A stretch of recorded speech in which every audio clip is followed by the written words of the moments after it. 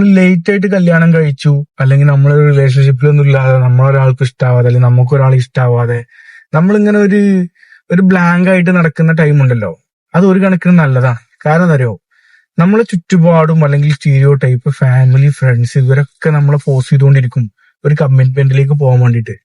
അതായത് ലേറ്റ് ആയിട്ട് ഒരു കമ്മിറ്റ്മെന്റിലേക്ക് പോയി എന്ന് വിചാരിച്ചുകൊണ്ട് ഒരാളും മരണപ്പെട്ടിട്ടില്ല.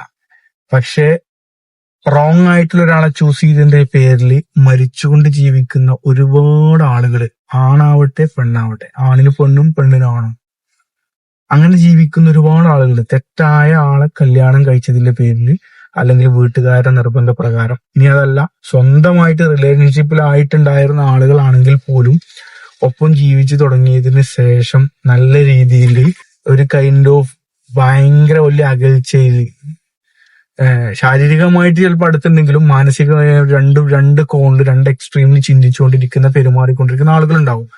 ലേറ്റ് ആയിട്ട് ഒരു കമ്മിറ്റ്മെന്റിലേക്ക് പോയി എന്ന് വിചാരിച്ചുകൊണ്ട് ലൈഫിൽ ഒന്നും നഷ്ടപ്പെടാനില്ല.